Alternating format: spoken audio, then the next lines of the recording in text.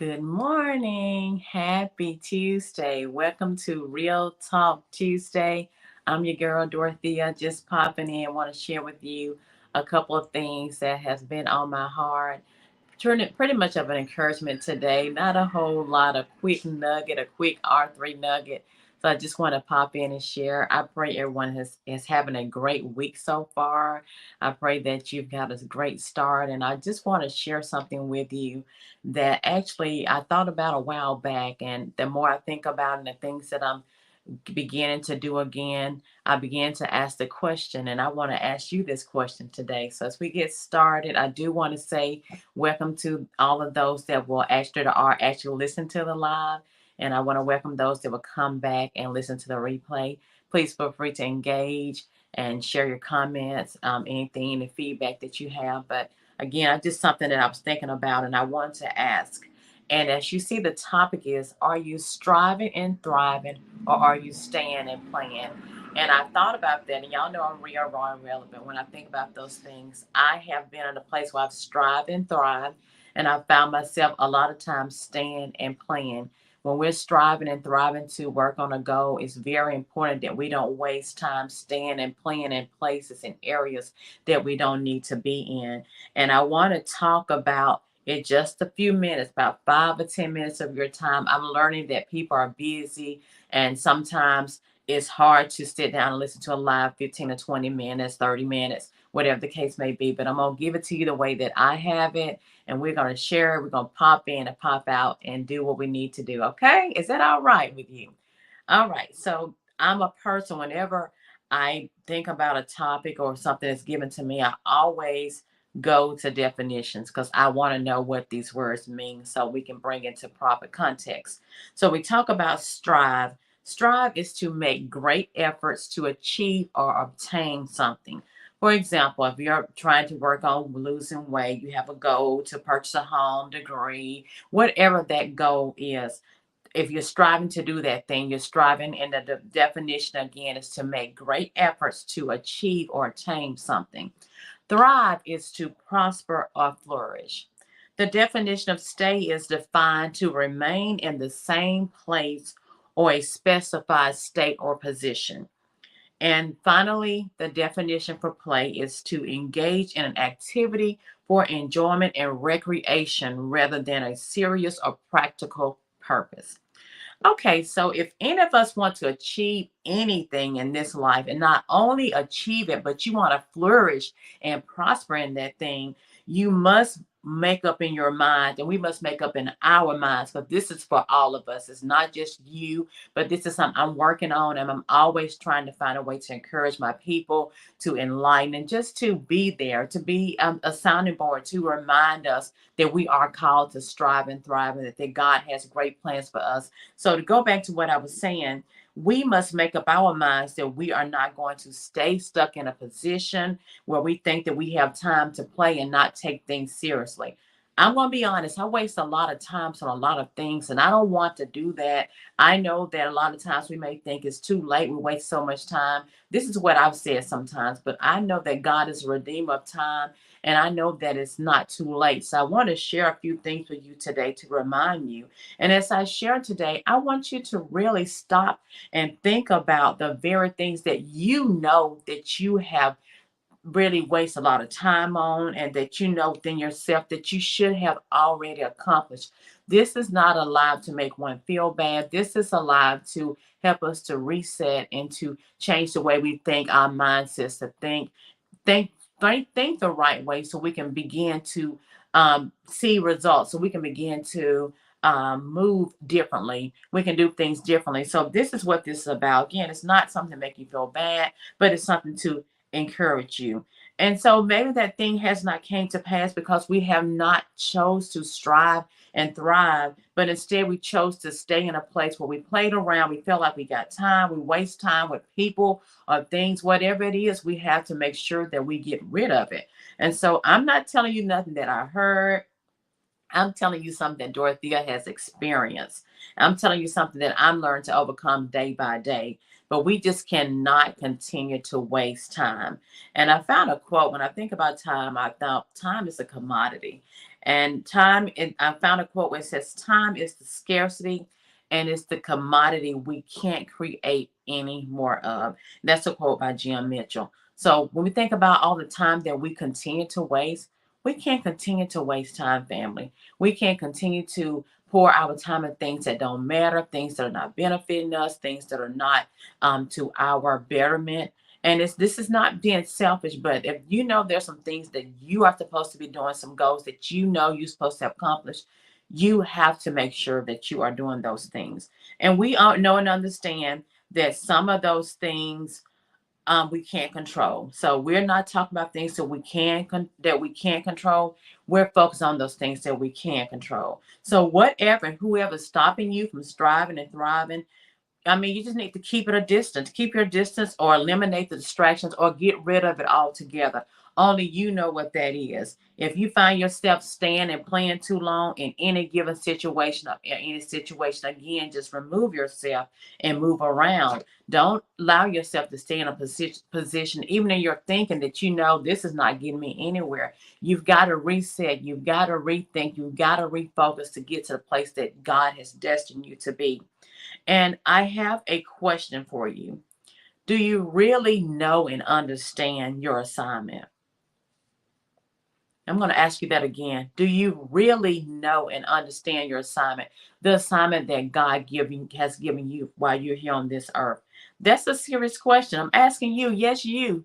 You that come back and looking at this live. You that's looking at it while it's being played live now.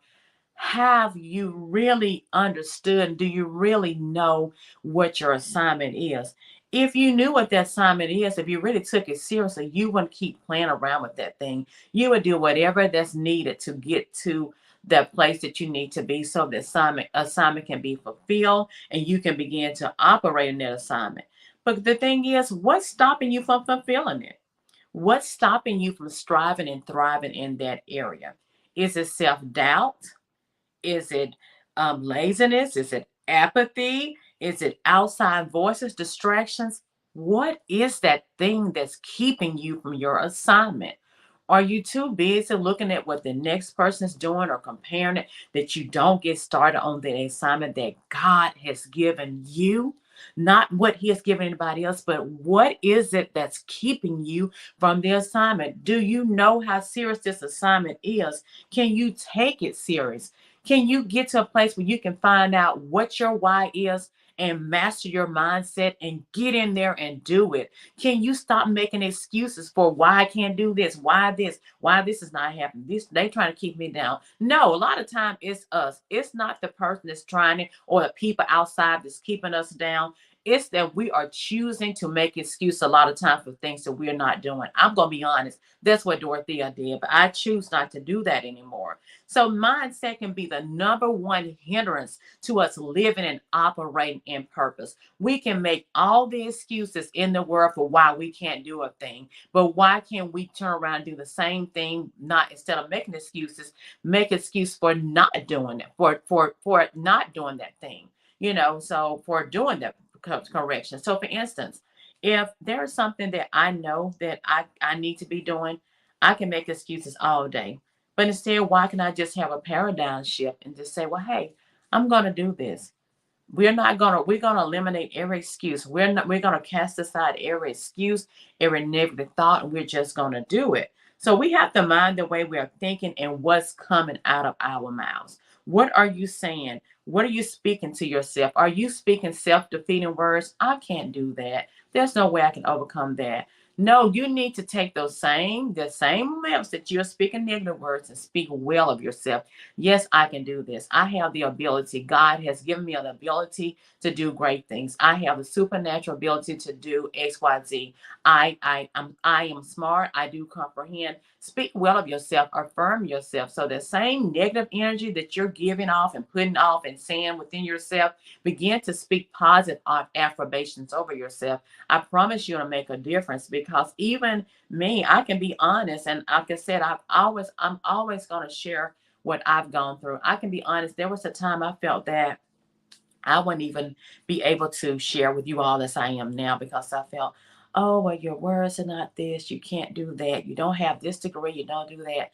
But when I let go of all those excuses, when I began to understand that God has given me a testimony, He had given me a mouth to share, He had given me words to speak into the lives of His people, I let go of all those excuses. And I'm here today because of that, because I began to renew my mind. And it's still a process, and God is still working on me, but I'm determined to get to that destined place. And so I want us to make up our mind, make it up in our minds that we're going to shut down every thought immediately, that any thought that you're speaking, that you're thinking, that is not lined up with the word of God, we don't want it to even come out of our mouths. We want to be able to pull that thing down even before it comes out of our mouths into the atmosphere. So choose to stop playing with your time, your resources, and do whatever is necessary to achieve your goals. If you got to shut down some things, if you got to limit the distraction, if you got to make a schedule, whatever you need to do